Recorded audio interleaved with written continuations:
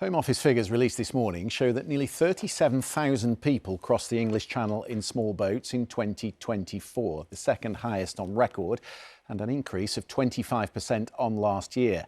2024 was also the deadliest on record, with at least 77 people dying as they attempted to cross the Channel. Simon Jones reports.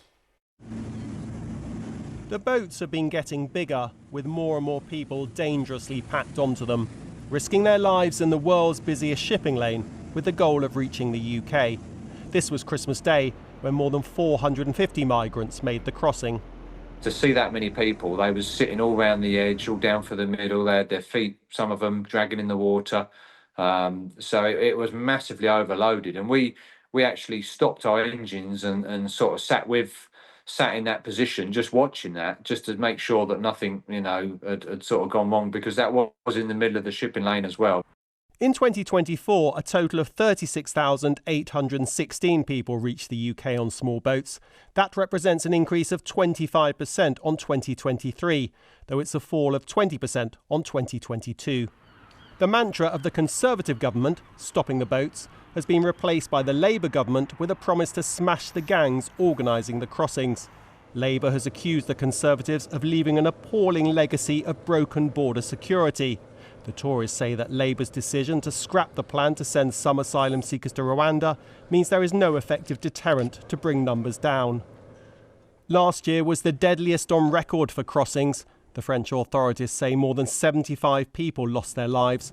At least 3 people died on Sunday when their boat got into difficulty off the coast of northern France. What the government needs to do is not just try and smash the gangs through enforcement activity. It needs to continue to do that, but also critically put in place legal routes so that people fleeing the war in Sudan, for example, or tyrannical rule in Afghanistan, are able to come here safely without having to take dangerous crossings.